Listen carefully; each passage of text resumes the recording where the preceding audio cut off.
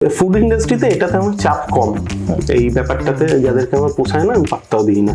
ওই কলেজ লাইফের পর মানে যখন আমার খাওয়া দাওয়াটা একেবারে পিকে চলছি আমি আর কি, তখন সেই সময়টা যেই সময়টাতে আমি অলরেডি ইনকাম করা শুরু করেছি আর কি, মানে ওটা আমার জীবনের কাল আর কি। ওই সময়টা আমি জন্মগত ফুডি ছিলাম আর কি, মানে 70-80 রিভিউতে লোকজনকে ভেরিফাই করে দেওয়া হয়েছে, আমার 400 ইয়েতে। এখান থেকেই না পলিটিক্সের একটা ছোট হালকা ফুলকা গন্ধ আমি পেয়েছিলাম। আমি সেই যুগ থেকে চাউমিন খাচ্ছি যখন সবে ফাস্টফুড কলকাতায় ঢুকছে আর কি। ফুডি মামা হিসেবেই সমাজ মাধ্যমে জনপ্রিয় তিনি। পডকাস্টের প্রথম পর্বে আমরা দেখেছি তার ফুড জার্নির পথ চলা ঠিক কিরকম ছিল। পডকাস্টের দ্বিতীয় পর্বে চলুন দেখে নেওয়া যাক এই পথ চলায় কতটা চড়াই উতরাই পার করতে হয়েছে অভিজিৎ বিশ্বাসকে।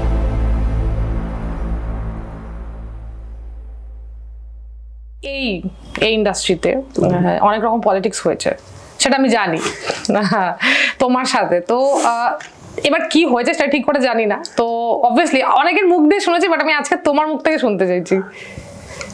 মানে অনেকদিন বাদে আবার এই ডিসকাশনে ফিরছি আর কি। তো ফার্স্ট অফ অল অফিস পলিটিক্সটার সাথে আমি অনেকটা অ্যাকাস্টাম হয়ে গেছি আর কি। ঠিক আছে, ওটা মানে ওটা তো কিছু করার নেই, মানে 42 অব্দি যদি আমি বেঁচে থাকি আমাকে ওখানে চাকরি করতে হবে, আর যাদেরকে আমার পছন্দ না তাদের সাথে ওই হিপোক্রেসি করে যেতেই হবে। কেমন আছো, ভালো, বাড়িতে বউ বাচ্চা আছে, ভালো আছে, করে যেতেই হবে। তো ফুড ইন্ডাস্ট্রিতে এটাতে আমার চাপ কম, এই ব্যাপারটাতে যাদেরকে আমার পোষায় না আমি পাত্তাও দিই না। যারা ভাবে তারা মানে অনেক বড়সড় মানুষ, তারা বড়সড়ই মানুষ, আমি খুব ছোটখাটো মানুষ, বাট আমি পাত্তা দিই না তাদেরকে, আমার খুবই ইরিটেটিং লাগে। কিন্তু ঘটনাটা হচ্ছে যে জার্নির শুরু তো মানে এটা জার্নির শুরুটা না একটুখানি আর কি, মানে আমি জন্মগত ফুডি ছিলাম আর কি, মানে আমি সেই ফুডি আর কি, মানে ছোটবেলা থেকে মানে আমাকে মা ভালোবেসে বেসে 6টা রুটি খাইয়ে দিত। তখন আমার মানে আমি কতই বয়স তখন আর কি, এতে বাবা বেঁচে আছে তখনও, তো ওরকম সময় মানে 7-8 বছরে 6টা রুটি খাইয়ে দিত মা ভালোবেসে। খেতে পাচ্ছে, খাচ্ছে, খাবে না কেন, খা বলে খাইয়ে দিত। তো সেটাতে ওই খাওয়া দাওয়া করতে করতে আমি বড় হয়েছি ইয়েতে।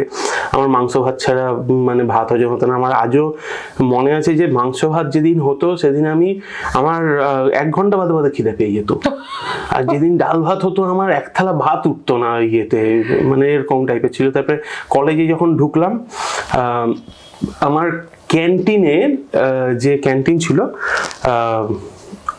এটা আগে বলে নিই, আমি যখন নেতাজিনগর ডে কলেজে পড়ি আর কি, তখন মা আমাকে 50 টাকা করে টাকা দিত আর কি প্রত্যেক দিন। আমি সাইকেল নিয়ে যেতাম, 50 টাকা থাকতো, সেটা নিয়ে আমি সব বন্ধু বান্ধবদেরকে নিয়ে খাওয়া দাওয়া করতাম আর কি। মানে চাউমিন যেখান থেকে পাচ্ছি, একটুখানি ইয়ে আর কি, রোল ফোল, ওখানে তখনকার দিনে খুব পচা ইয়ে চিকেন পাফ পাওয়া যেত, ওগুলো খেতাম, হেভি লাগতো। ওই মানে কুমড়োর সস দিয়ে লাগিয়ে একটা আলাদা মহিমা, যে লোকে বুঝবে না এখনকার দিনে সব কেচাপ ফেচাপ ওই সব খেয়ে দিয়ে ইয়ে করতাম। করার পর আমি যখন আমার ডিপ্লোমা কলেজে ঢুকলাম, ডিপ্লোমা কলেজে আমার ক্যান্টিনে আমার আলাদাই একটা রেসপেক্ট ছিল আর কি, কারণ ওই সকালবেলা ঢুকে কেউ ফ্রাইড রাইস, চিকেন কষা বা চিকেন চাপ কেউ খেত না, আমি একা খেতাম আর কি। আর রবিদা আমাকে খুব ভালো লাগতো, মামা কমপ্লেট দেবো, এরকম একটা ব্যাপার ছিল। তো এরকম ব্যাপারটা ছিল। তো ওই কলেজ লাইফের পর মানে যখন আমার খাওয়া দাওয়াটা একেবারে পিকে চলছি আমি আর কি, তখন সেই সময়টা যেই সময়টাতে আমি অলরেডি ইনকাম করা শুরু করেছি আর কি, মানে ওটা আমার জীবনের কাল আর কি। ওই সময়টা খুব মানে কঠিন সময়, কারণ তার আগে অবধি তো মায়ের টাকাতেই চলতে হচ্ছে। এবারে যখন ইনকাম করা শুরু করেছি, আমার ফার্স্ট স্যালারি ছিল হচ্ছে কি ওই 2500 টাকা। তো 2500 টাকা না, আমার 2500 টাকার একটা টাকাও বাঁচতো না কোনো মাসে আর কি, সবই আমার খেয়ে দিয়ে উড়ে যেত। কিরকম, আমি একদিন ওই এখন যেখানে ইমল আছে, ওই ইমলের কনস্ট্রাকশনের সময় আমি ছিলাম আর কি ওখানে। তো আর আমি তখন যাদবপুরে পড়ছি। তো একদিন ওই চাঁদনি চক থেকে মেট্রো ধরে নেমেছি টালিগঞ্জে, যাদবপুর ইউনিভার্সিটি নাইটে 6টা থেকে ক্লাস থাকতো। তো ওখানে বসে আমি বিরিয়ানি অর্ডার দিয়েছি। ওখানে একটা সুন্দর কম পয়সায় বিরিয়ানি পাওয়া যায়। তো 1 প্লেট মাটন বিরিয়ানি খেতে খেতে দেখলাম পাশের লোকটা চিকেন বিরিয়ানি খাচ্ছে, চিকেনের পিসগুলো ভালো। তা আমি বললাম আমাকে 1 পিস চিকেন দিয়ে দাও। তো সেটা খেয়ে দিয়ে দাঁত খোঁচাতে খোঁচাতে যাচ্ছি, দেখলাম সুন্দর করে বেগুনি ভাজছে, এরকম বড় বড় বেগুনি, দাও। মানে বেগুনি ফেগুনি খেয়েছি খেয়ে দিয়ে তারপরে ওখান থেকে অটো ধরে যাদবপুর 8B ওখানে এসছি। এসে দেখছি চাউমিন বানাচ্ছে, মানে 1 প্লেট চিকেন চাউ বানিয়ে দিয়েছি। এই পুরো এপিসোডটা দেখেছে হচ্ছে আমাদের ক্লাসের যে ফার্স্ট বয় ছিল সোমেনদা, ও পুরো পিছনে দেখতে দেখতে এসছে।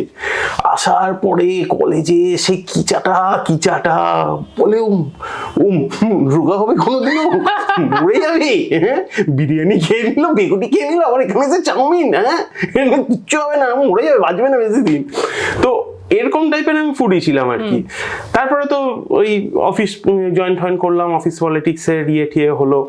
তখন ভাবলাম যে দুধ নিকুচি করেছে। তখন ওই জোম্যাটোটাকে ইগনোর করার জায়গা নেই, কারণ জোম্যাটো দিয়ে সবার মানে আমাদের কলকাতায় ম্যাক্সিমাম হয়েছে আর কি। তার আগে ব্লগার বলতে হাতে গুনে ওই 3-4 জনই ছিল, কিন্তু ম্যাক্সিমাম জনই কেউ জানতো না।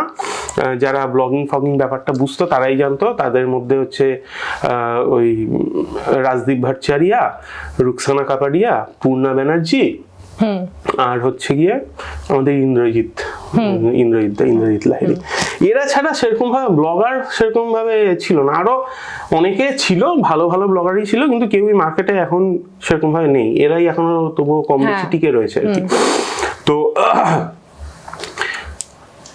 তা জোম্যাটোতে তখনকার দিনে, এখন তো এটা তো মানে ফুড অর্ডারিং অ্যাপ হয়ে গেছে, তখনকার দিনে রেস্টুরেন্ট ফাইন্ডার অ্যাপ ছিল, আমার আজও নামটা মনে আছে।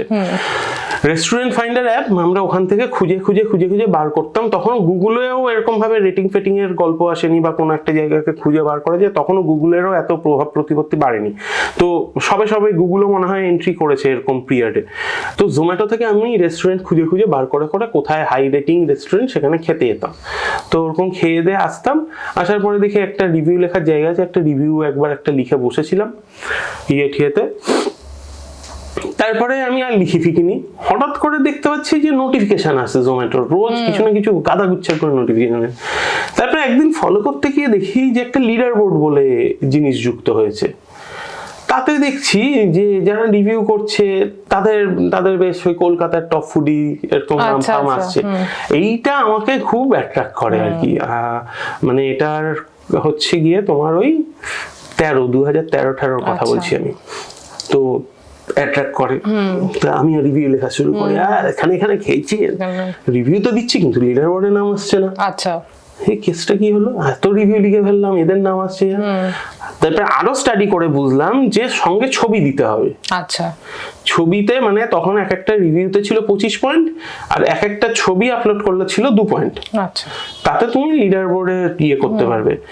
এইবারে তুমি বোঝো যে ওরা কি করছিল। আর তখন কোনো জোম্যাটোতে কোনো বাইন্ডিং ছিল না যে মানে এতগুলো তুমি রিভিউ লিখতে পারবে বা এত কটাই ছবি আপলোড করতে পারবে। তুমি যদি 100টা আউটলেটে মানে একটা আউটলেটের উপর 100টা ছবি থাকে, তাহলে 100টাই আপলোড করতে পারবে। তখন আমি গিয়ে ওই করা শুরু করি আর কি। আবার সেই যেই রেস্টুরেন্ট গুলোতে খেয়ে এসেছিলাম সেখানে যাচ্ছি, খাচ্ছি, ছবি তুলছি, তারপরে করছি ঘাপ করে। একটা সময় গিয়ে কলকাতার 1 নম্বর নাম দেখাচ্ছে, আমি তো খুশি, খুব হেভি খুশি। এরপরে কিছুদিন বাদে দেখছি যে জোম্যাটোর কিছু জনের নামের পাশে একটা করে ব্লু টিক দেখাচ্ছে। আচ্ছা, এটা তো আমার অ্যান্টেনা ক্যাচ করছে না, এটা কি জিনিস আবার। এদিকে আবার তখন হচ্ছে রাজদীপ দ্বারা ফার্স্ট ফুড গ্রুপ ফর্ম করে 5 ফোড়ন বলে। তো দেখছি রিভিউর নিচে এরকম লিখছে লোকজন, থ্যাঙ্কস 5 ফোড়ন ফর দ্য ইনভিটেশন। আচ্ছা, এটাও অ্যান্টেনায় ক্যাচ করছে না, কি জিনিস ভাই। আবার ইনভিটেশন ব্লু টিক কিচ্ছু হচ্ছে না। তো অনেক দিন তখন আমার 462 খানা রিভিউ। হঠাৎ করে একদিন জোম্যাটো থেকে একটা ফোন আসলো যে এরকম, Abhijit, we are inviting you at the Novodol studio for a foodies meet. তো আমি যাচ্ছি, আমার একটা ভাই রোহান, ও তখন লিডার বোর্ডে 4th নাকি 5th ছিল। ও আমি আর ও দুজনে মিলে যাচ্ছি। ও আমাকে বললো, ঈদটা কিরকম লাগছে? কিরকম লাগবে? বলে না, আজকে নামের পাশে ব্লু টিক চলে আসবে। সেটা কি জিনিস? বলে ওই যে ব্লু টিকটা দেখো না। হ্যাঁ। বলে এই তো আজকে যাবে তুমি, জোম্যাটোর রিপ্রেজেন্টেটিভের সাথে দেখা হবে, তারপরে তোমার নামের পাশে ওই ব্লু টিকটা আসবে, মানে ভেরিফাইড হয়ে যাবে তোমার প্রোফাইল। এই মজা তো বিষয়টা। ইয়েতে যাওয়ার পরে গিয়ে ওখানে গিয়ে ফার্স্ট তখন সমৃদ্ধি বলে একটা মেয়ে ইনচার্জ ছিল জোম্যাটোর। তো ও আমাকে বলে যেরকম ইয়েতে যে অভিজিৎকে তো আমরা ডাকতেই পাচ্ছিলাম না কোনো জায়গায়, বিকজ অফ টু রিজন, যে we thought he is a spammer, because so many reviews, how it could be possible for some person in such a short period of time. And also he already visited those places where we are planning to do those foodies meet. So that's the reason why we are not able to call him for the foodies event, so it being so late. তো সেদিন আমার একটু আনন্দ হলো, একটু খারাপও লেগেছিল আমার বিষয়টা, যে 70-80 রিভিউতে লোকজনকে ভেরিফাই করে দেওয়া হয়েছে, আমার 400 ইয়েতে। এখান থেকেই না পলিটিক্সের একটা ছোট হালকা ফুলকা গন্ধ আমি পেয়েছিলাম। আচ্ছা। তার পিছনে তারপরে যে জিনিসটা হলো, ওখানে আমি দেখলাম যে অলরেডি কিছু ভেরিফাইড লোক তারাও সেদিন উপস্থিত ছিল, ঠিক আছে। আর কিছুজন নতুন জনকে ভেরিফাই করা হয়েছিল, যার মধ্যে মেজর 3 জন হচ্ছে গিয়ে যেই গ্রুপটার নাম আমি বলতে চাইছি না আর কি, সেই গ্রুপটার ফরমেশনের পিছনে দায়ী আমরা, অনামিত্রা চক্রবর্তী, কিষাণু ইয়েতে দাস, আমি। তো অনামিত্রার সাথে আমার কানেকশন আজও আছে, খুব ভালো কানেকশন আছে, ও আমার মানে বোনের মতন একেবারে। তো ও বলছে যে আমি তো অবাক হয়ে যাচ্ছি যে তুমি, Payel Rakshit played a very important role, ওর নামটা আমি পরে বলছি, যে ইয়েতে তোমাকে সামনাসামনি দেখতে পেরে ভালো লাগছে, যে তুমি সে যে কিনা আমার রিভিউতে এসে লাইক করো, কমেন্ট করো। তো এইখান থেকে আমাদের একটা ফার্স্ট কানেকশন তৈরি হলো। তখন অবধি আমি সেই পার্সনটার সাথে তখনও দেখা হয়নি, কিন্তু তাকে আমরা জোম্যাটো থ্রু দিয়েই তার নাম ঠাম জানি আর কি। এরপরে যখন আমি ভেরিফাই হয়ে বেরোচ্ছি at the end of the event, ততদিনে আরেকটা অপশন চলে এসছে, যাদের ব্লগস আছে, তো জোম্যাটোর রিভিউয়ের সাথে স্পুন ব্যাক অপশন বলতো আর কি। তো স্পুন ব্যাক অপশনটা ওরকম চলে এসছে, ব্লগের সাথে ওই জোম্যাটোর অ্যাকাউন্টকে কানেক্ট করানো যায়। তো আমি বেরোচ্ছি, তখন সমৃদ্ধি আমাকে একটা ওই কুপন হ্যান্ড ওভার করে বললো যে Abhijit, open your blogs. Look, Samriddhi, I am very bad in history, so it's not possible for me to open any blog because I can't justify that thing. তো তখন বুঝিনি, ওর এক্সপ্রেশন থেকে বুঝেছিলাম somehow she got offended আর কি ব্যাপারটাতে, যে মানে মুখের উপরে না করে দিচ্ছি যে করবো না। এটার এফেক্টটা আমি বোঝা শুরু করি, তার কিছুদিন বাদে আমি দেখতে পাচ্ছি যে অন্য পরে অনেক ফুডিজ মিট হচ্ছে, যেখানে আমি ডাক পাচ্ছি না, অন্যরা ডাক পাচ্ছে। আচ্ছা। তো ঠিক আছে, কুল, আমার একটু ঝাঁট জ্বলে, তারপরে আমি আবার অন ট্র্যাকে চলে আসি আর কি। এই সব চলছিল, ফলছিল, হেনা তেনা চলছিল আমার। আর ওই ভেরিফিকেশনের 2-1 দিনের মধ্যে হঠাৎ দেখি একটা হোয়াটসঅ্যাপ গ্রুপ, সেখানে আমি, পায়েল, কিষাণু, ওই রোহিত আর সেই ভদ্রলোক, ওনার একটা গ্রুপ উনি ফর্ম করলেন। এখান থেকে উনি বললেন যে আমাদের সাথে উনি দেখা করতে চান। তো দেখা করলাম আমরা বিজে স্পোর্টস লাউঞ্জে, এবং that experience was really very good, এবং আই রিয়েলি লাইকড হিম আ লট আর কি। মানে এটা নিয়ে কোনো দ্বিমত নেই, আমি ওকে খুবই ভালোবাসতাম আর কি। তো ওই সময়টার পর উই ডিসাইডেড যে আমরা আলাদা করে ইভেন্টস করব। অ্যান্ড মানে এটা বলাটা খুব important, he was at that time one of the founder member of panch phoron group. আচ্ছা। ওকে, তো সেই পাঁচফোড়ন গ্রুপটা থেকে ও আলাদা হয়ে ও মানে হি decided to do individual events and that for, সেই জন্য ওর একটা টিম লাগবে। অ্যান্ড রোহিত সেদিন যেতে পারলো না, আমি, পায়েল এবং কিষাণু গেলাম, এবং আমরা 4 জনে মিলে ঠিক করলাম যে আমরা এরকম ইভেন্টস করব।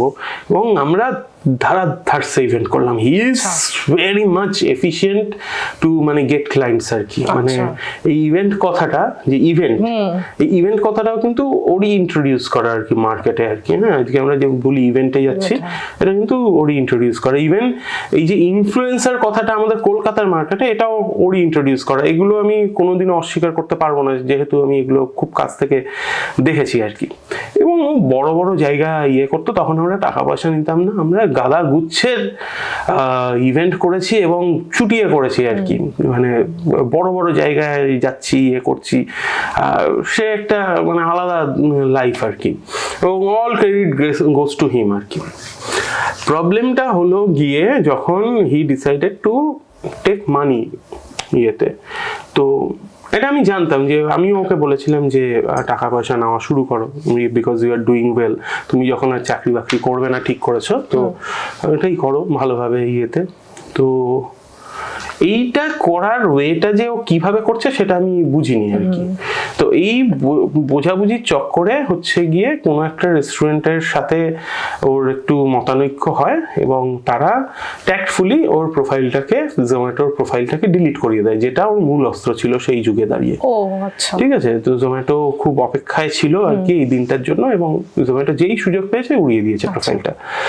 দ্যাট টাইম অলরেডি ওই টিমটা যথেষ্ট স্ট্রং ছিল আর কি। এবং ইয়ে ছিল, কে কে ছিলাম আমরা বলে দিচ্ছি সেখানে দাঁড়িয়ে। সব থেকে বড়, ওই আমরা তখন সবার সামনে ওটা ডিসক্লোজ হয়ে যায় যে ও যে ওই ইভেন্টস অ্যান্ড অলের জন্য টাকা পয়সা নেয় আর কি। তো একটা দুটো দলে ভাগাভাগির মতন সিচুয়েশন হয়। কিন্তু সব থেকে বড় যে সাপোর্ট সিস্টেম ছিল সেই যুগে ওর, আমিও অতটা হয়তো সলিডলি করিনি, তার নাম হচ্ছে লুনা চ্যাটার্জি। আচ্ছা, ওকে। তো লুনার ইয়েতে, এবং আরেকজন হচ্ছে Sayantika Dutta. She is one of the excellent blogger I have ever seen. Her writing skills আর মানে স্টুপেন্ডো, ফ্যান্টাবুলাসলি ফ্যান্টাস্টিক আর কি। ওরকম লেভেলের লেখা খুব কম জনেরই ছিল, ধার ছিল, আর খুব স্ট্রং পার্সোনালিটি। তো ও ইনসিস্ট করে হচ্ছে গিয়ে যে এরকম ব্যাপারে আমরা ইন্ডিপেন্ডেন্টলি কাজ করবো, ঠিক আছে, কোনো বিষয় নেই, এরকম ভাবে ইয়েতে আমরা ফেসবুক নিয়ে কাজ করব, আমরা ইয়ে নিয়ে কাজ করব, এইসব করে ঠোরে গিয়ে ইয়েও হলো। কিন্তু প্রবলেমটা হলো একটা জায়গায় এসে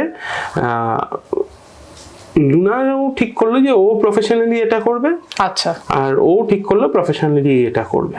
তো ওই যে খারাপ কাজগুলো ঘটেছিল, আমি বলবো না যে আমি ভাগিদার ছিলাম না, আমিও ফুল ভাগিদার ছিলাম আর কি। মানে ওর যতটা ওই সময় অন্যায়ের যা দায় আছে সেটা 100% ওর না, 50% আমারও। তো আমিও ইয়ে করলাম যে হ্যাঁ ঠিক আছে, এরকম করা উচিত নয়, চলো লুনাকে এলিমিনেট করে দেওয়ার বন্দোবস্ত করা হলো। আমরা লুনাকে ট্যাক্টফুলি ইয়ে করলাম। তো লুনা যেটা করেছিল, লুনার একটা গ্রুপ ছিল সেই সময়, ম্যাডলি ফুড লাভার বলে। ও করেছিল আমাদের সবাইকে অ্যাডমিন বানিয়ে দিয়েছিল ওই গ্রুপের। তো ওটাতে আমরা সবাই বেশ ভালোই অ্যাক্টিভলি পার্টিসিপেট করছিলাম, এক্সেপ্ট ওই তিনি আর কি। তো যখন ওরকম ইয়ে হয়, লুনাকে এলিমিনেট করা হয়, তখন লুনাও আমাদেরকে লাত মেরে মেরে বার করে দেয় গ্রুপের দিকে। এখন হেসে হেসে বলছি, তখন খুবই অপমান লেগেছিল। স্বাভাবিকভাবে লুনার সাথে আমাদের একটা ইয়ে হয়ে যায় আর কি। তখন এই Sayantika Dutta is the person behind everything about that group আর কি। এই যে গ্রুপটার নাম তোমরা সবাই জানো, আমি আলাদা করে বলছি না, কারণ আমি পরে বলছি সবার শেষে। তো সেই গ্রুপটা আসলে ছিল ওই ভদ্রলোকের পেজের নাম, পার্সোনাল পেজের নাম। আচ্ছা, ঠিক আছে। তো সায়ন্তিকা ইনসিস্ট করে যে তোর তো ওই পেজটা তো অলরেডি পপুলার, তুই ওটার থ্রু দিয়ে একটা গ্রুপ খুলে দে, আমরা সবাই থাকবো, আমরা তো অলরেডি আমাদের ধারণা হয়ে গেছে যে এরকম কিভাবে ইয়ে হবে, তো তার ইয়েতে কর, আমরা সবাই সঙ্গে আছি। তো আমি আর বিশাল শর্মা আমরা দুজনে বিপক্ষে ছিলাম এটা। বাকি আমরা 7 জন মিলে খুলেছিলাম আর কি। সৌম্যদীপ ব্যানার্জি, অনামিত্রা চক্রবর্তী, সায়ন্তিকা, তারপরে বৈভব জৈন, ইয়েতে ওর নাম কি বিশাল শর্মা, তিনি আরেকজন ছিল, নামটা আমার ঠিক মনে নেই। তো তো আমরা 7 জন মিলে খুলেছিলাম। তো খোলার পরে যে জিনিসটা হয়, আমরা দুজনেই একমাত্র বিপক্ষে ছিলাম যে ওই নামটা যেন না হয় আর কি গ্রুপের, কিন্তু ম্যাক্সিমাম আমরা খুব ডেমোক্রেটিক ছিলাম আর কি, যে এই মেজরিটি লিডস। তো আমরা সেই অনুযায়ী মেনে নিলাম। ইয়েতে বেরোনোর আগে ও সব থেকে বড় একটা প্রপোজাল দিল, আমরা তখন ভাবিও নি যে এটা এত বড় মানে গেম প্ল্যান হতে চলেছে আর কি ইন ফিউচার এর জন্য আর কি। তো সবার শেষে ও একটা বক্তব্য বললো, বাট তার আগে যেহেতু লুনা আমাদের সবাইকে অ্যাডমিন ছিলাম বার করে দিয়েছে, ও অ্যাডমিন ছিল, বললো but there is one condition, there will be one admin in the group, that will be me. আচ্ছা, ওকে। অ্যান্ড আমরা কিছু বলার আগে সায়ন্তিকা বললো fair enough, because you are doing all the hard works, it is fine. And এইটাই হচ্ছে সায়ন্তিকার, মানে আমি যেটা বললাম যে ভেরি স্ট্রং পার্সোনালিটি ছিল, এবং ওটাই একটা বিশাল বড় ড্রব্যাক ছিল। আমরা ভাবতাম যে সায়ন্তিকা খুব বুদ্ধিমতী মেয়ে, এবং ও যে ডিসিশন নিচ্ছে ঠিকঠাকই নিচ্ছে। তোমরা তো সবাই কাজ করছিলে। হ্যাঁ মানে ঠিক আছে, মানে চলো অত আমরা চাপ নিইনি, মানে ইটস আ মানে ফেইথ গেম আর কি। মানে আমি একটা, দেখো আমি একটা জিনিস খুব জীবনে বিশ্বাস করে চলি, সেটা হচ্ছে যে যেটা আমি ওই শোটাতে বলেছিলাম, বিশ্বাস করলে ঠকার ভয় আছে, কিন্তু অবিশ্বাস করলে ঠকার ভয় নেই। কিন্তু অ্যাট দ্য সেম টাইম এটাও আমি মেনে চলি, সেটা হচ্ছে যে তোমাকে বিশ্বাস করাটা আমার কাজ, সে বিশ্বাসটা রাখবে কি রাখবে না সেটা কিন্তু তোমার দায়িত্ব, সেটা কিন্তু আমি পালন করে দিতে পারবো না। তো দ্যাট হোয়াট উই ডু আর কি, মানে আমরা ওকে বিশ্বাস করেছিলাম আর কি। তো what ever the thing, group খুলে যায়, এবং হু হু করে মানে রেকর্ড টাইমের মধ্যে আমরা 10,000 মেম্বার গেইন করে যাই। সেই যুগে এরকম ছিল না যে মানে এখন যেরকম গ্রুপে ফ্রেন্ড রিকোয়েস্ট পাঠালে সে যদি অ্যাপ্রুভ হয় করে তাহলেই সে গ্রুপ মেম্বার, তখন সেটা ছিল না। তো সব ফ্রেন্ড লিস্ট ঝাঁটিয়ে ঝুটিয়ে সব আমরা গ্রুপ বড় করছি, হু হু করে বড় হচ্ছে গ্রুপ, এবং ওই গ্রুপের মানে জোম্যাটোর ইম্পর্টেন্স আমাদের কমে যাচ্ছে আস্তে আস্তে। আমরা আরো ইয়ে করছি, ওর তো তখন আর ভয়ই নেই, আরো বেশি ইয়ে করছে। কিন্তু হোয়াট আমি পরে যেটা বুঝলাম যে সায়ন্তিকা ওরা সবাই এক্সপেক্ট করেছিল যে যখন ও একটা স্টেবল ইনকামের দিকে যাবে, তখন he will start distributing a part of it among them. আমার কোনোদিনই তখনও অবধি টাকা পয়সার যে ইনকাম করব বা ইয়ে করবো এই বিষয়টা আমার তখনও ছিল না আর কি, এবং আমি ওকে তখনও সাপোর্ট করে যাচ্ছি। এবং আমি সবকিছু, এবং অনেস্টলি ও আমাকে সবকিছুই বলতো, যে খুব ভালো মনেই বলতো আর কি সবকিছু, এবং আমি ওকে খুব সাপোর্ট করতাম। আমি বলতাম যে কেউ না থাকুক আমি তোমার পাশে আছি, এবং লুনার সাপোর্টটা চলে যাওয়া ওয়াজ আ হিউজ থিং। কারণ লুনার জীবনে প্রবলেম হচ্ছে, যখন যাকে সাপোর্ট করাতে একেবারে এমন সাপোর্ট করবে মানে ইয়ে পাঠিয়ে দেবে, আর যখন করবে না তো কিছুই করবে না আর কি। তো এটা ওর জীবনের চাপ। তো এই জিনিসটার পরে আমি ওর সাথে ইয়ে করে যাচ্ছি। এইবারে শুরু হলো সেই পর্যায়টা, যেই পর্যায়টা হচ্ছে গিয়ে যখনই কেউ তার কথা শুনছে না, মানছে না, তখনই প্রসেসটা ওই যেরকম ভাবে লুনাকে বার করা হয়েছিল সেরকম ভাবে একের পর এক করে ছাঁটা শুরু হলো আর কি। আচ্ছা, তা সেরকম ভাবে সৌমদি পিএ ঠিয়ে সবাইকে ছাঁটা শুরু হলো। সব থেকে বড় মানে বুদ্ধিমত্তার পরিচয় দিয়েছিল যে তার নাম হচ্ছে কিষাণু। আচ্ছা, যখন কিষাণু আর পায়েলকে প্ল্যান করে সরানো হচ্ছে, কিষাণু কি করেছিল, কিষাণু আগে হোয়াটসঅ্যাপে ওর বউকে লিখেছে সবকিছু যেগুলো লিখতে হবে আর কি গ্রুপে, ঠিক আছে, লিখে কি করেছে ওটা একবারে ফরওয়ার্ড করেছে এই গ্রুপটাতে, যাতে কোনো রকম ভাবে ইয়ে না করতে পারে আর কি, যাতে সবাই পড়তে পারে। কারণ ও যদি লেখা শুরু করতো একটা একটা করে গ্রুপে, তাহলে প্রবাবল চান্সেস ছিল যে ওই সবকিছু বলার আগে ওকে রিমুভ করে দেওয়া হবে গ্রুপ থেকে। তো মানে আরো অনেক ভেতরে অনেক প্রসেস আর কি, মানে আমি তোমাকে ছোটর উপরেই বলছি। তো ওটা লিখে কিষাণু বেরিয়ে যায় গ্রুপ থেকে।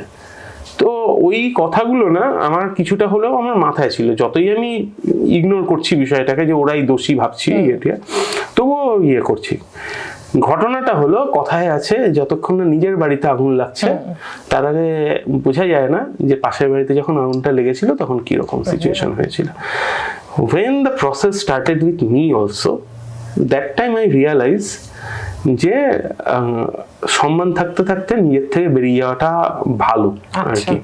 তো it take me very long to take that decision আর কি। মানে আমার কাছে আজও খাতা কলমের লেখাগুলো আছে, আমি বাড়িতে বসে বসে লিখছি পয়েন্ট ওয়াইজ যে এইগুলো এখন আমার সিচুয়েশন, এখন যদি আমি এখান থেকে সরে যাই তাহলে কি কি সিচুয়েশন ফেস করতে হতে পারে, এইগুলো সব আমাকে আগে ভাবতে হয়েছে আর কি। মানে ওটা একদিনের প্রসেস না। আর আমি একটা জিনিস যেটা করি আর কি, সেটা সবার সাথেই করি আর কি, ওরা মানে সরি মানে নীলাদ্রি সুরজিৎরা অনেকটা জানে আর কি। আমি আমার জীবনের প্রসেস খুব পরিষ্কার আর কি। মানে আমি একজনের সাপোর্ট করছি ঠিক আছে, আমি যদি একবার তার থেকে মুখ ফিরিয়ে নিই, আমি দ্বিতীয়বার কোনো দিনও গিয়ে আমি তার কাছে আর দ্বিতীয়বার যাবো এই জিনিসটা আমি করি না। কারণ আমি বিশ্বাস করি যে ওই দ্বিতীয়বার যাওয়ার কোনো ভ্যালু থাকে না, ঠিক আছে। আর আমি একটা মানুষকে লাস্ট চান্স অবধি দিই।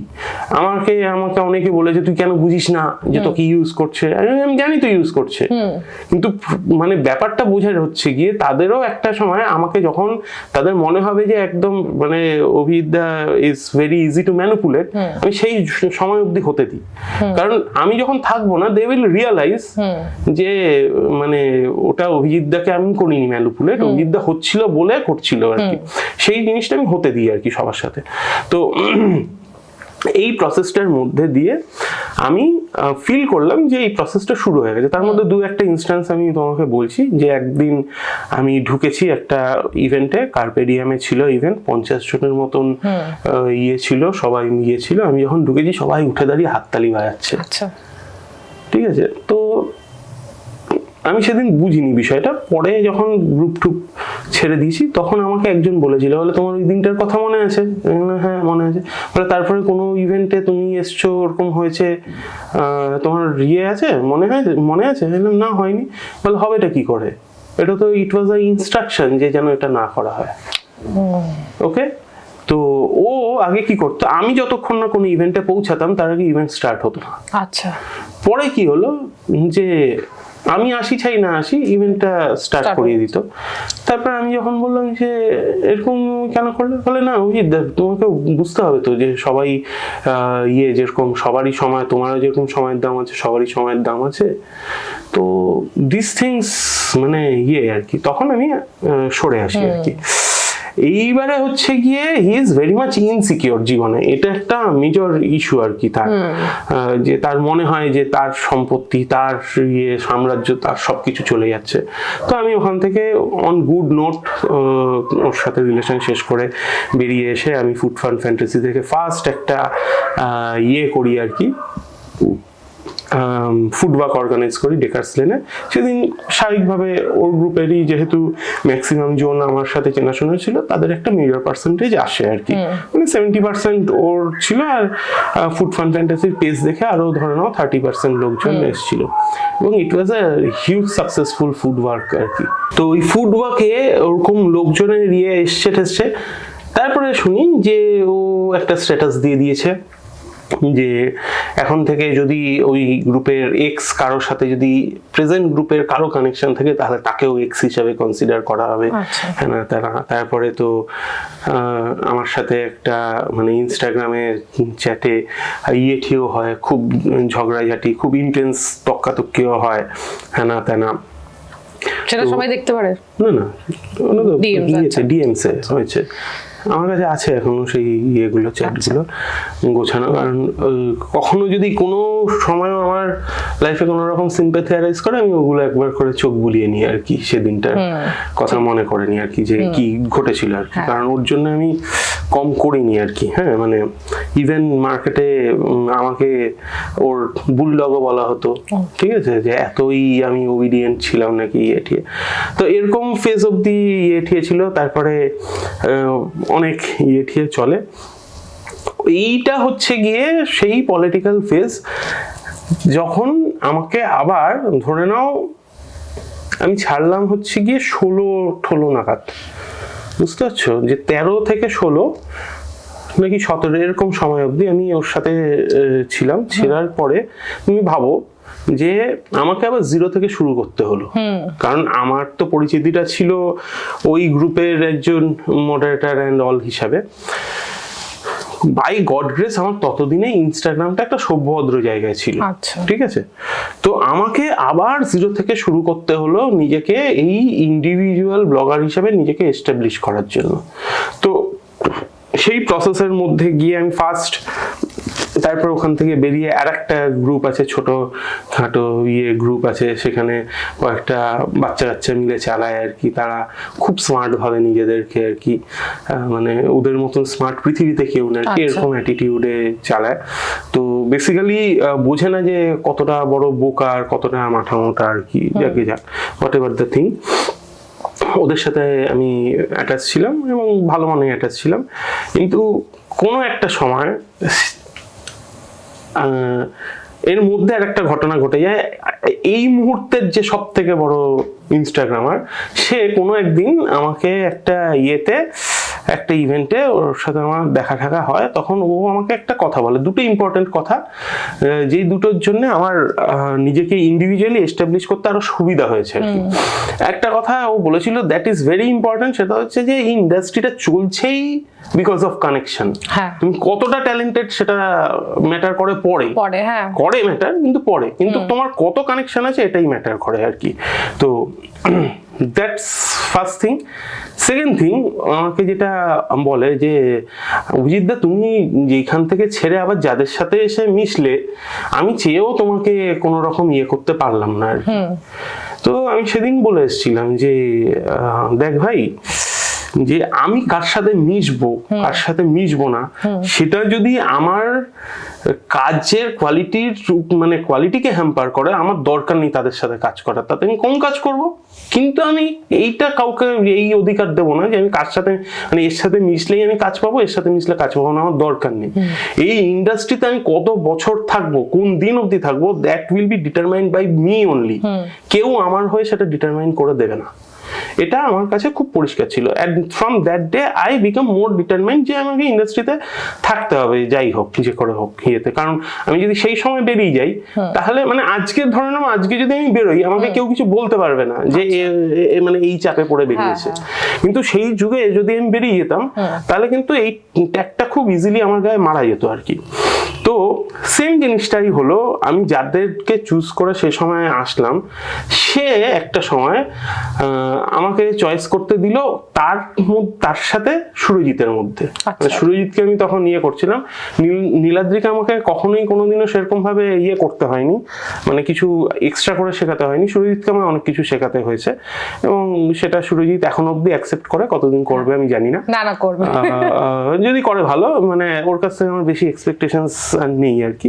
নীলাদ্রির কাছে যেরকম আমার প্রবলেমটা কখনো কোনো হয়নি, কারণ নীলাদ্রি আমার কাছ থেকে জীবনে কখনো কোনো রকম এক্সপেকটেশনস রাখেনি, আমি ওর কাছ থেকে এক্সপেকটেশনস রাখিনি। সো আমাদেরটা খুব ইজি গেছে আর কি। কিন্তু সুরজিৎকে যেহেতু আমাকে একদম খুব বেস লেভেল থেকে অনেক কিছু তৈরি করতে হয়েছিল, তো সেই জন্য স্বাভাবিকভাবে ওর কাছ থেকে আমার এক্সপেকটেশনস অনেক হাই ছিল আর কি, মানে এখন আর নেই, ছিল।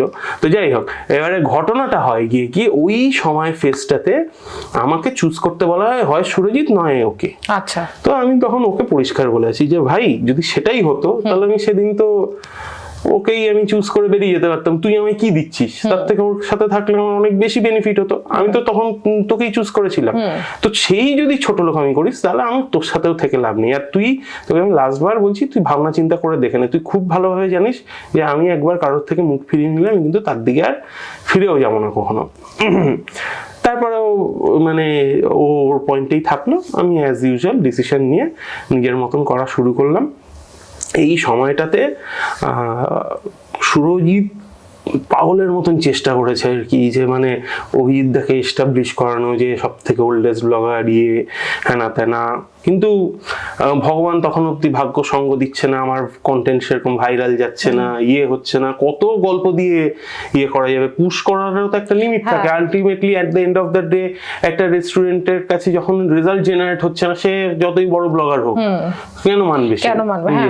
তো সেই ফেজটা দিয়ে হচ্ছে, ফেজটা চেঞ্জ হওয়া শুরু করলো যখন আমার কন্টেন্টগুলো আস্তে আস্তে গ্রো করা শুরু করলো আর কি।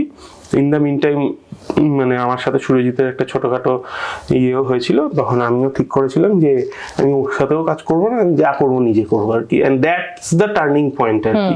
যখন নিজের থেকে করা শুরু করলাম তখন ভগবানও ঠেলে ঠেলে দিল আর কি, এত যা দিয়েছে। এই যে মানে যেটা দেখতে পেলে এটা বছর 2-1-এর ফল আর কি, মানে যা ঘটছে আর কি, বছর 2-1 মানে ঠিক 1.5 বছরের মতন হবে আর কি। 1.5 বছর ধরে এই এতে মানে এই এক্সপোজারটা ক্রিয়েট হয়েছে। তো হোয়াট এভার দ্য থিং, এই ইন্ডাস্ট্রিতেও বিভৎস পলিটিক্স, বড় বড় নাম যারা আছে তারাও মানে not a single person, I repeat, not a single person is there যারা কিনা তোমার মানে মানে একেবারে মানে সাদা মনে কাদা নেই এরকম আলা একটা লোক নেই। সবাই যা করছে নিজের ধান্দার জন্যই করছে, এবং কোথাও না কোথাও গিয়ে আমার একটা সময় অব্দি রাখছিল, এখন আর নেই। তার পিছনে মেজর দুটো কারণ আছে, বিকজ মানে at the end of the day by God grace my job is secured এখন অব্দি, ঠিক আছে। আমার মানে এইটা ভাবনা চিন্তা করতে হয় না যে আমার মাস গেলে কত টাকা ঢুকবে, ঠিক আছে।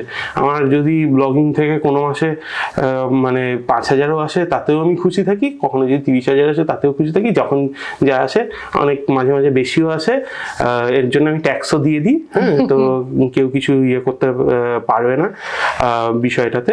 আর ওই বাকি সব লিগ্যাল ব্যাপারও আমার জানাশোনা হয়ে গেছে, তারপরেই করছি, নাহলে করতাম না। হ্যাঁ, এটা বলে রাখলাম, কারণ আমার অফিসে তো তোমরা অনেকজন বসে রয়েছো আমাকে ভালোবাসা দেবে বলে, তো তাদেরকে জানিয়ে রাখাটা দরকার।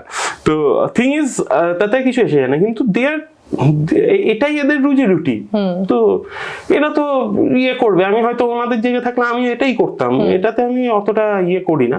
কিন্তু তাও আমার বিশ্বাস যে দিল্লি মুম্বাইয়ের ব্লগার্সদের আমরা ইয়ে করি, হিংসা করি, বলি যে ওদের মতন কেন হচ্ছে না, কিন্তু সেটা করতে গেলে নিজেদের মধ্যে তো মিনিমাম রেসপেক্ট বলে ব্যাপার তো থাকতে হবে। যদি আমি এখন মুখের সামনে গিয়ে ভালো কথা বলছি, পিছনে গিয়ে পিএনপিসি করছি, করো, কিন্তু তারপরেও তো একটা মিনিমাম ইউনিটি লেভেল রাখতে হবে।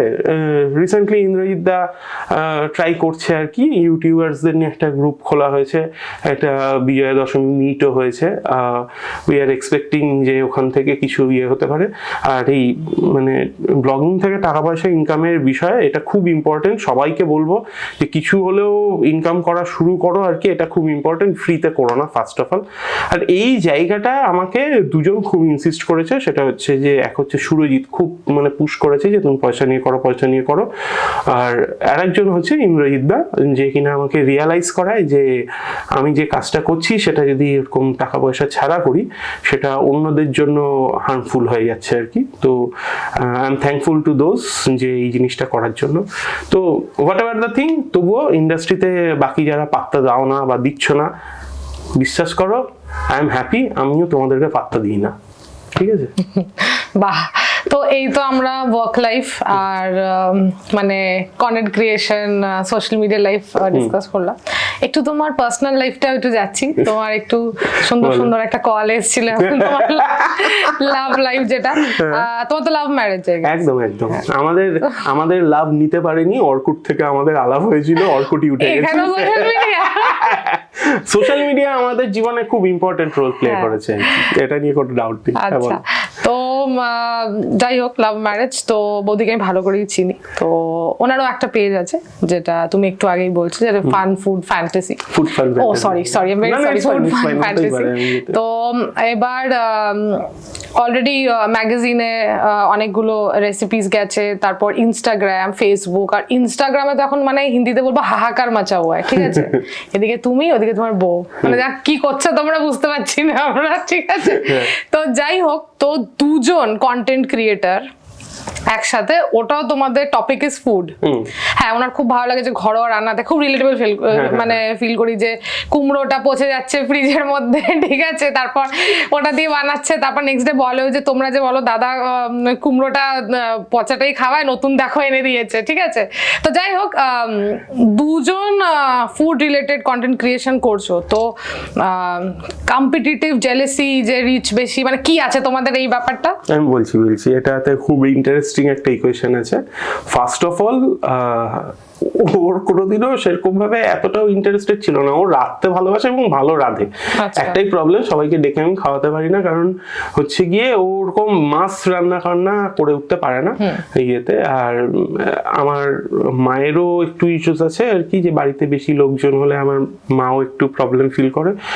আর ইয়ে আছে আর কি, মানে একটু চাপ আছে কয়েকটা, হোয়াট এভার দ্য থিং। কিন্তু রান্না বান্না খুব ভালো করতো সবসময়, এটা নিয়ে কোনো ডাউট নেই। ওই ঘটনাটা হয় গিয়ে সেটা হচ্ছে যে ও ইনস্টাগ্রামে পোস্ট করতো আমাকে দেখা দেখি ইয়েতে, কিন্তু ওর জীবনে একটাই ছিল যে ও কখনো সিরিয়াস ছিল না এই বিষয়টা নিয়ে, যে কখনো করছি না, ইচ্ছে হলে করছি, ইয়ে করছি না।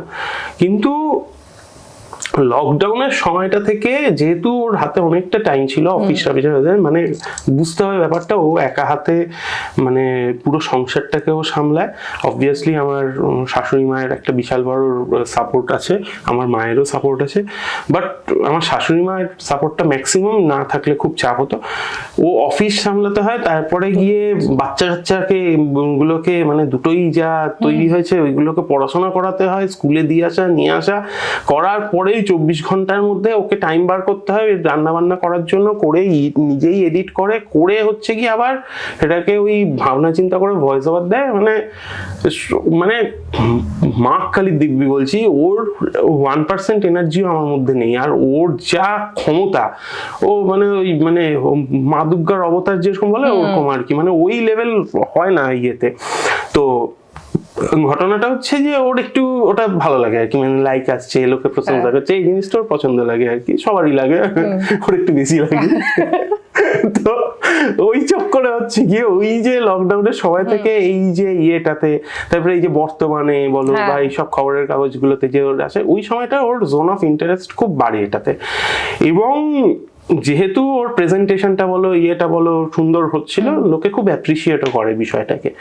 এখন খুব চাপ হয়ে যাচ্ছে যে ইয়ে করে উঠতে পারছে না আর কি, এখন অনেক কন্টেন্ট কম হচ্ছে, ইয়ে হচ্ছে, কারণ অফিসে ওর চাপ আরো বেড়েছে এখন রিসেন্ট টাইমসে ইয়েটাতে। তো করছে ইয়েতে জিলাসি বলতে হচ্ছে গিয়ে একটু তো আছে। অনেস্টলি হচ্ছে গিয়ে আমার কিন্তু মানে ওর টাচেই বলতে পারো গিয়ে আমার এই ভাইরাল হওয়া শুরু হয়েছে। কারণ আমি সেরকম ভাবে ইয়ে করতাম না, ইউটিউব গুলোতে পোস্ট করছিলাম না। ওই পোস্ট করে বললো যে আমার গুলো যদি এরকম ভিউ জেনারেট হয়, যেখানে ওর এখন অব্দি 1 লাখ ইয়ে হলো না, সাবস্ক্রাইব হলো না, আমার 2 লাখ হয়ে গেল। তো কিন্তু এইগুলোতে রাখতে হবেই স্বাভাবিক ব্যাপার, ও আগে থেকে শুরু করেছে, ওর হচ্ছে না, আমার হয়ে যাচ্ছে। তো ওই ব্যাপারগুলোর জন্য একটু ইয়ে হয়, কথা কাটাকাটি হয়। আর ইয়ে ওর একটা বাজে না, মানে ওটা ওর ভগবান দত্ত বিষয় আছে, ও যা বলে সেটাই ঘটে যায় আর কি, মানে সে ভালো বলুক খারাপ বলুক ঘটে আর কি। তো এই ব্যাপারটা ওর ভেতরে আছে আর কি। তো সেই কারণে দাঁড়িয়ে রেগে মেগে বলে দেয়, যাও তোমার এটা হবে না, ওটা হবে না, এবং সেটা ঘটেও আর কি লাইফে, সেই নিয়ে আছে একটুখানি। কিন্তু at the end of the day মানে আই নো, মানে she is also proud of mind, মানে অবশ্যই মানে অত প্রাউড না এটা বলছি, কিন্তু আমি রিয়েলি প্রাউড, মানে খেপে বোম, আমি তো কিছুই পালন করি না, হ্যাঁ, শুধু ওই ছেলে মেয়েকে পেটানো ছাড়া আর কি। যখন মানছে না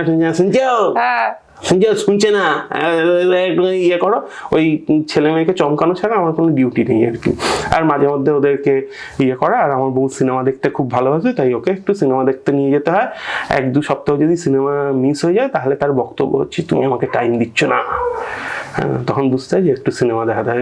খুব প্রবলেম হয়ে যায় যখন ভালো সিনেমা আসে না, তখন বাজে সিনেমাও দেখতে নিয়ে যেতে হয় আর কি, কিন্তু দেখতে নিয়ে যেতে হয়, পাতি ধর্মটা তোমায় করতেই হবে, হাজবেন্ড ডিউটিস। তো যাই হোক, আমরা অলমোস্ট কনভারসেশনের শেষে।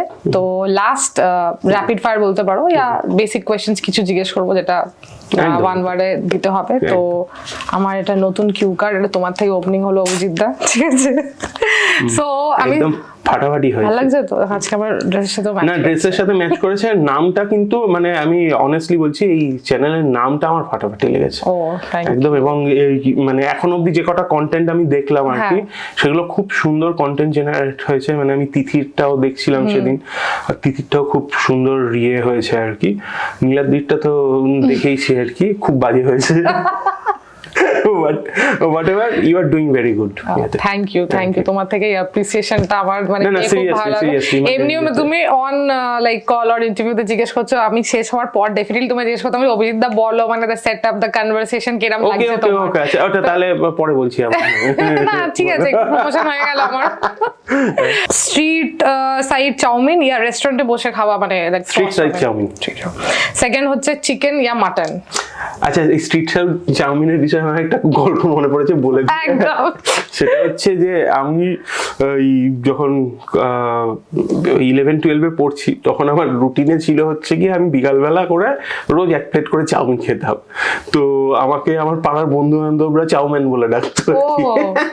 তো এইটা স্টোরিটা মনে পড়লো আর কি, মানে চাউমিন আমার মানে হেভি ফেভারিট। না আমি তোমার সাথে একদিন সবমির ওখানে খাচ্ছিলাম, মনে আছে তো? হ্যাঁ। পুরো কাঁচা লঙ্কা দিয়ে আমি ওইভাবেই খাই, আমার হেভি লাগে ওটাই আর চাউমিন। এক টাইমে আমার স্টোরি এটা আছে কি আমি স্কুলের ক্যান্টিনে মানে 3 মাস ঠিক আছে একটা কোক আর চাউমিন 8 টাকায় তখন আমার চাউমিন খুব ইয়েতে, আমি সেই যুগ থেকে চাউমিন খাচ্ছি যখন সবে ফাস্ট ফুড কলকাতায় ঢুকছে আর কি। আচ্ছা। মানে এটা তোমার হচ্ছে গিয়ে ওই এটা ঢুকছে হচ্ছে গিয়ে 2000 এর সময়, বুঝতে পারছো? হ্যাঁ বলছি, মানে আমার স্কুল থেকে ফেরার পথে আমার মামা বাড়িটা পড়তো, আর দিদা আমাকে 10 টাকা করে দিত। তো সেই যুগে 5 টাকায় 1 প্লেট করে ভেজ চাউমিন পাওয়া যেত আর কি। তো আমি ওখানে 1 প্লেট বসে খেতাম, আর 1 প্লেট আমার বাড়িতে নিয়ে আসতাম, সেটার থেকে আমি দিদিকে হাফ দিতাম, আর বাকি হাফটা আমি খেতাম আর কি। তো আমি ওই 1.5 প্লেট করে চাউমিন খেয়ে নিতাম সেই যুগে। মানে চাউমিন একদম অল টাইম চাউমিন আমার মানে, আর রোড সাইড চাউমিন। আর মানে পরে যখন বয়সটা বেড়েছে তখন ওই লঙ্কা ফঙ্কা দিয়ে সস ফস দিয়ে সালাড টালাড দিয়ে, ওই যে কি সস বলে জানো, ওই যে কুমড়ো সস। এই অপূর্ব। আচ্ছা, মানে কোনো ক্যাফেতে বসে কফি ইয়া ভাড়ের চা? আমি এখন স্টারবাকসের চা কফি ছাড়া খাই না, আমার ওটাই ভালো লাগে আর কি। সত্যি? বাহ। না অনেস্টলি স্টারবাকসের কফি আলাদা লেভেল। চা আমার কোনোদিনই ফেভারিট ইয়ে ছিল না। আমি ভাড়ের যখন একটু ছবি লাগে আমি তুলে নিই, কিন্তু কফি খেতে গেলে আমি স্টারবাকসে খাই, আমার হেভি লাগে আর কি। খালি শুধু নীলাদ্রি আমায় ভাড়ের চা নিয়ে আসলো, ওই আমিও স্টারবাকসে স্টিক করেছিলাম। আচ্ছা, 9 to 5 জব যদি চুজ করতে হয় ইয়া content creation? 9 to 5 job. 9 to 5 job, কারণ ওইটা যদি সিকিউর করা যায় তাহলে না তুমি কন্টেন্ট নিয়েও অনেক বেশি এক্সপেরিমেন্ট করতে পারবে। কারণ তোমার যদি মাথায় প্রেসার থাকে যে এটা আমাকে ইনকাম করতে হবে, তাহলে তুমি কখনো সেই রিস্ক নেওয়ার কথাটা ভাবতেই পারবে না আর কি। সো যদি একটা সিকিউরিটি থেকে যায় যে হ্যাঁ এটাতে ইয়ে না, তাহলে তুমি নানা রকম এক্সপেরিমেন্ট করতে পারবে, তাতে কন্টেন্ট আরো ভালো জেনারেট হয় আর কি। আচ্ছা, আর ফেসবুক আর ইনস্টাগ্রাম? ইনস্টাগ্রাম। লাইকস ইয়া ভিউজ? দুটোই ম্যাটার করে না সেরকম ভাবে, ভালো কন্টেন্ট ম্যাটার করে আর কি। তার মানে আমি লাস্ট কোশ্চেনের আনসারটা পেয়ে গেছি, তাও জিজ্ঞেস করছি, কোয়ালিটি আর quantity? It's a balance between both আর কি, মানে কোয়ালিটি এবং কোয়ান্টিটি এটা খুব ইম্পর্টেন্ট একটা লেসন আর কি। এটা সবার জানাটা দরকার যারা কন্টেন্ট ক্রিয়েশন করছো। সেটা হচ্ছে অবভিয়াসলি একটু কোয়ালিটি তোমাকে, একটু না ভালো একটা কোয়ালিটি, স্ট্যান্ডার্ড কোয়ালিটি তোমাকে মেনটেন করতে হবে। আমি বলছি না যে তোমাকে খুব ভালো ক্যামেরা দিয়ে শ্যুট করো বা করো, কিন্তু যদি তোমরা কন্টেন্ট ক্রিয়েশনটাকে সিরিয়াসলি নিচ্ছ দেন বাই আইফোন, একটুখানি পয়সা খরচ করো, করো। আইফোন ইজ দ্য মানে আলটিমেট ফোনিং এক্সপিরিয়েন্স। অনেক কোম্পানি আছে, আমি আইফোনের প্রমোশনই করছি, বাট আমি হেন কোনো ফোন নেই যা ইউজ করিনি আমার জীবনে। করার পরে গিয়ে আমি যেটা বুঝেছি সেটা হচ্ছে যে iPhone is the ultimate phoning experience. ওরকম ফোনের এক্সপিরিয়েন্স হয় না, এবং ওটা যদি ঠিকঠাকভাবে ইউজ করতে জানো, তোমার ভালো মানে এমন লেভেলের কন্টেন্ট বেরোবে তুমি ভাবতেও পারছো না। সো কোয়ালিটি অ্যাসিওর হয়ে যাবে ওখান থেকে। তো quantity is very important role, সেটা তোমাকে বুঝতে হবে। যতক্ষণ তোমার 10,000 ফলোয়ার পৌঁছাচ্ছ, এটা ইনস্টাগ্রাম, ফেসবুক, ইউটিউব সব কটার জন্য প্রযোজ্য, ততদিন সপ্তাহে মিনিমাম 3টে করে কন্টেন্ট তোমাকে দিয়ে যেতে হবে, ঠিক আছে? 10,000 যেই ক্রস করে যাচ্ছ, ওই 3টেটা তোমাকে 4টেতে চলে যেতে হবে। তারপরে 20,000 যেই ক্রস করে যাচ্ছ, প্রত্যেক দিন একটা করে কন্টেন্ট তোমাকে দিয়ে যেতে হবে। So quality and quantity both is very important in a মানে কি বলবো ব্যালেন্সড ওয়ে আর কি, মানে যেরকম মানে তুমি রোজ বিরিয়ানি খেলে হবে না, ভাত ডাল বিরিয়ানি চাউমিন এগ রোল, হ্যাঁ একটুখানি ওই করলা সেদ্ধ টেদ্ধ সব খাওয়া যেরকম ইম্পর্টেন্ট সেরকমভাবে মিক্স অ্যান্ড ম্যাচ করে কোয়ালিটি এবং কোয়ান্টিটির মধ্যে ব্যালেন্স করে কন্টেন্ট ক্রিয়েট করাটা খুব ইম্পর্টেন্ট, যাতে তুমি ম্যাক্সিমাম যে তোমার অডিয়েন্স তাদেরকে ক্যাটার করতে পারো। ঠিক আছে, তো অনেকগুলো ইনফরমেশন, স্পিরিচুয়াল, ওয়ার্ক লাইফ, অনেক কিছু খুব ভালো ভালো জিনিস জানা গেল তোমার থেকে, মানে বিসাইড ফুড। আমি তো ভেবেছিলাম শুধু ফুড দিয়ে ইনফরমেশন পাবো, বাট আমি অনেক কন্টেন্ট পেয়ে গেছি। সো আজকে আমি তোমাকে বলার সুযোগই দিইনি, আমি আজকে এমন বকেছি না, আজকে এসছই তুমি কথা বলার জন্য। আমরা নরমালি আড্ডা মারবো, ওই দিন আমি শুধু কথা বলবো। So this was all about unrehearsed session with Abhijit দা। আর শেষ হবার আগে একটা সুইট মেসেজ ফর আমার ভিউয়ার্স এর জন্য। আমি মানে সুইট মেসেজ কি বলবো, আমি আজকে যখন আসছিলাম আমি তখন আমার সাথে এশার ফার্স্ট দেখাটার কথা আমার মনে পড়ছিল আর কি। সেটা হচ্ছে যে আমরা ওই টিএফ এর ইন্টারনাল অ্যাওয়ার্ডস করছিলাম, তখন আমাদের উই স্পট ইউ থেকে এশা এসেছিল সেদিন কভার করতে। আর মানে আমার আজও ওর মুখটা ভাসছে, মানে এত সুন্দরী একটা মেয়ে, আমি বলছি ভাই কি ইয়েতে আবার মানে রিপোর্টার কি ইয়েতে, আর নীলাদ্রি আলাপ করিয়েছিল আমাদের সাথে। তখন আমি ভেবেছিলাম যে বাবা খুব সিরিয়াস মেয়ে, হ্যাঁ এরকম সাংঘাতিক পার্সোনালিটি। পরে যত সময়ের সাথে গেছে তত আমি রিয়েলাইজ করেছি শি ইজ সাচ আ মানে কি বলবো সুইট হার্ট আর কি, মানে এত ভালো মনের মানুষ পাওয়া খুব মুশকিল আজকালকার দুনিয়ায়। তো এটা একটা বড় ব্যাপার। অ্যান্ড এই ও খুব কমিটেড আর কি, ও যেভাবে ও কন্টেন্টগুলোকে ক্রিয়েট করে যায় এবং মানে একটা কনসিস্টেন্সি মেনটেন করে যায়, যেটা আর একটা ইম্পর্টেন্ট অ্যাসপেক্ট, যে যা খুশি হয়ে যাক লাইফে কিন্তু ওই কনসিস্টেন্সি মেনটেন করে যাওয়াটা খুব ইম্পর্টেন্ট আর কি। এবং at the end of the day এটা আমি অনেক দিন ধরে জানতাম যে এসা এরকম একটা ইনিশিয়েটিভ নিতে চাইছে, এবং এই লোগোটা আমি যেদিন দেখেছিলাম লোগোটাও খুব আমার ক্যাচি লেগেছিল, এবং নামটা তো আমার ফাটাফাটি লেগেছে চ্যানেলটার। তো আমি এইটুকুই বলতে পারি যে কিপ ফলোয়িং, মানে তোমরা এশার ক্যাপাবিলিটির সম্বন্ধে বা এশা কাদেরকে তোমাদের সামনে নিয়ে আসবে এবং তাদের জীবন কাহিনী কিভাবে তুলে ধরবে তোমাদের কোনো ধারণা নেই। হ্যাঁ, তো আমি এইটুকু খুব অ্যাসিওরেন্সের সাথে বলছি। তো keep following unrehearsed by Esha. Yes. So thank you. This was all about the video. Do like, subscribe and share, and comment section এ জানো আর কি টপিকে তোমরা চাও যে আমি কথা বলি আর তোমাদের ইনফর্ম করি। So keep loving, keep sharing. Bye.